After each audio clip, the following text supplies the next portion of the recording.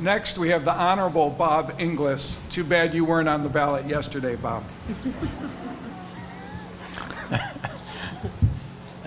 I did get a Colbert bump, though, or an attempt at a Colbert bump in the June 2010 Republican primary. He came to help, but it didn't help so much. So I got to have a little audience participation here. Who here would self-identify? This is a very brave thing you got to do here. Who here would self-identify as a conservative? Raise your hand if you say you're a conservative. Anybody know a conservative? Raise your hand if you know a conservative. Anybody seen one in a zoo? Raise your hand if you, or on stage. Now you got to assume that anybody coming here claiming to be a conservative must really be a mushy moderate, right? I mean, if you're a Republican and you're talking about climate change, you got to be a mushy moderate, right? Well, let me just give you some numbers, all right, so you can know who it is talking to you. I had a 93 ACU rating, American Conservative Union rating. That's not Jim DeMint's 100, but it is an A in most places, right? I had let's see, 100% with the Christian Coalition, 100% with National Right to Life, A with the NRA, 0 with the ADA, Americans for Democratic Action. It's a liberal group.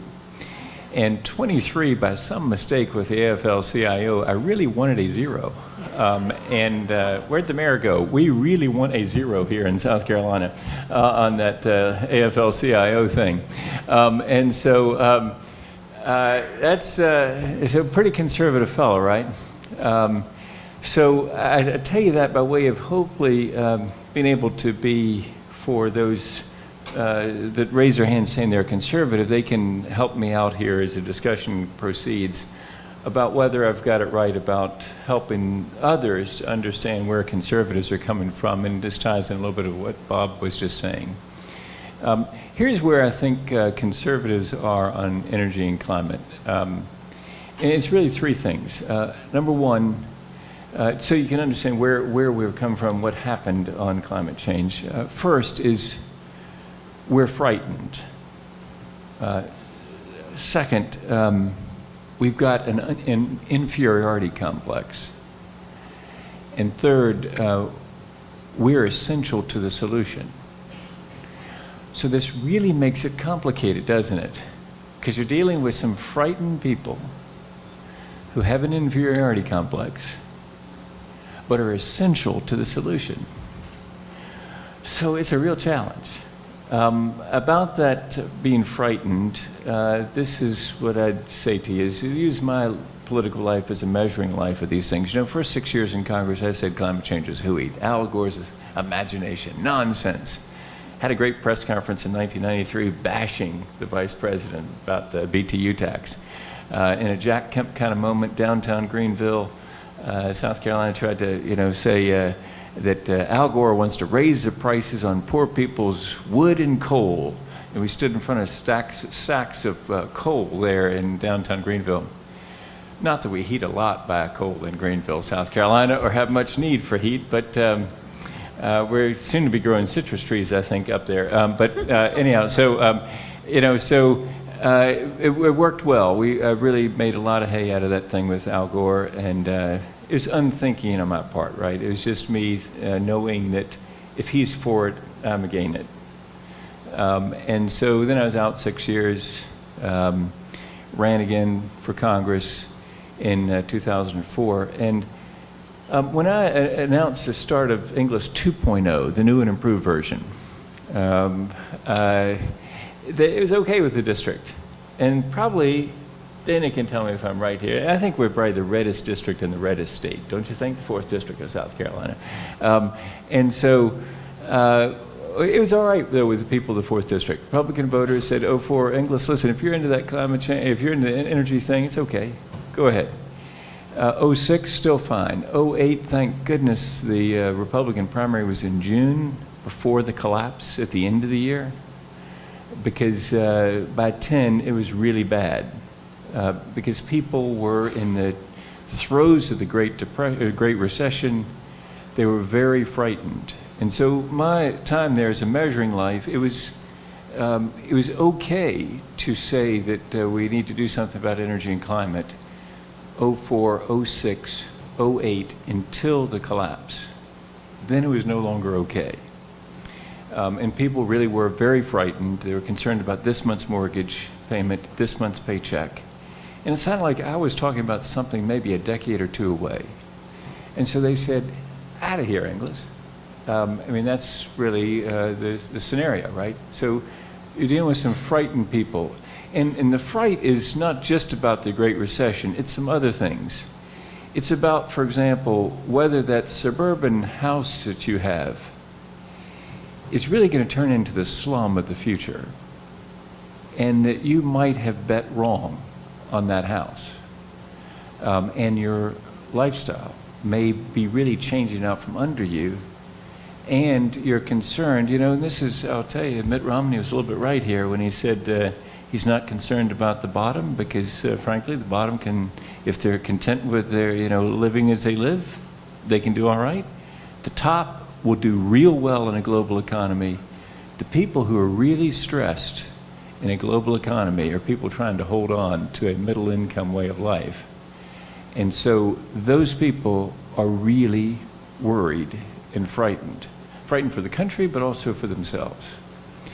So that's one place to start. Second observation is we conservatives have a real inferiority complex when it comes to energy and climate.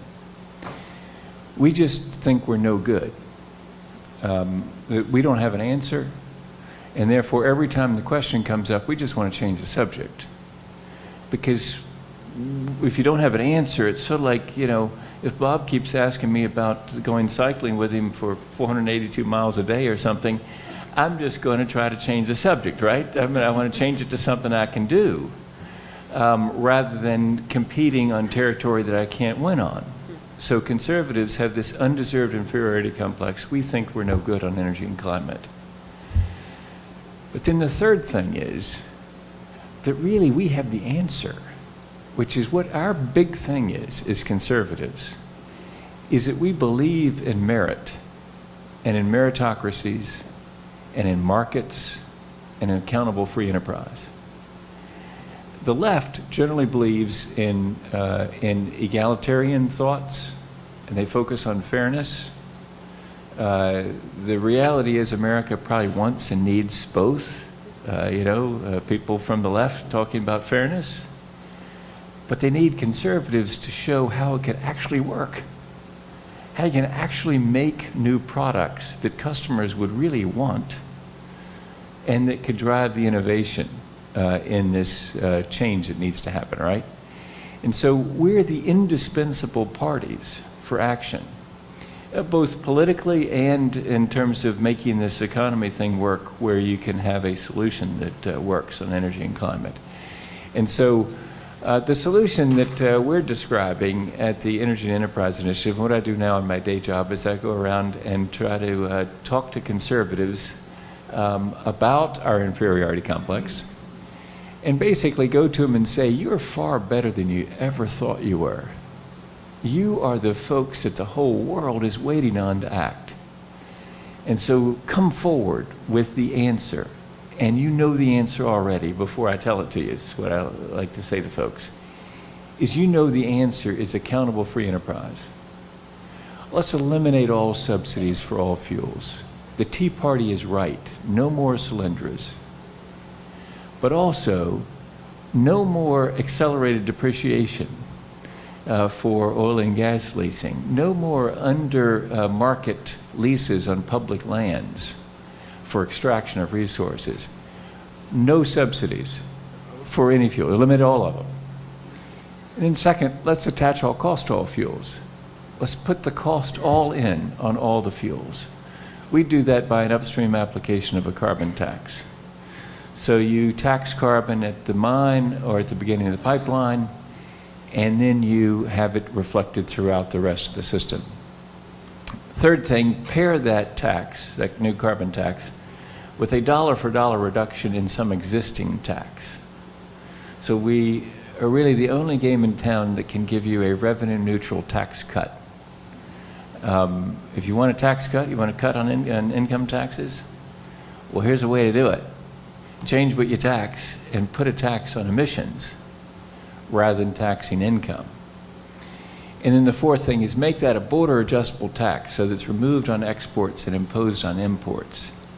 We think in a WTO compliant way. There's a big question about whether it's WTO compliant. It'll be a big argument. But if we win the argument, China and India would quickly come into a similar regime in their system of pricing carbon internally to their countries, and we would be off to the races in this great innovation explosion that will happen in energy that gives us a chance of solving the climate challenge. So that's the message that we're around selling at the Energy and Enterprise Initiative. It's basically a true cost comparison between competing fuels.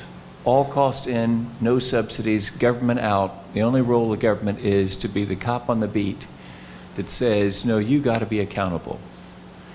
And I hope that conservatives will come to hear that as really our story and our song. We really believe in accountability. It's a big topic for all kinds of conservatives. Social issue conservatives, we believe that human beings are responsible moral actors. Behavior has consequences, and we're big on that point. So let's make fossil fuels fully accountable. Economic issue conservatives and libertarians believe in the power of markets. Well, they can only be effective if those markets are fully accountable and all the costs are in. Otherwise, you got a market distortion and you have all kinds of inefficiencies in the marketplace. And then the national security issue conservatives are people who are concerned about our addiction to oil and the strategic significance of oil. Well, the way to break that is through innovation. And the way to get that innovation is to have the free enterprise system delivering wanted products to appreciative customers, because those customers have a felt need, because now they're aware that all the costs are in, and now there's going to be an accountable marketplace. So that's the story. And so if you're a conservative, please help me spread that message. If you know a conservative, try it out on them, see if they would. And if you know, if that's not the case, come hear one in the zoo sometime, and we'll discuss it further, and we'll explain how this might work. Thanks. Look at this.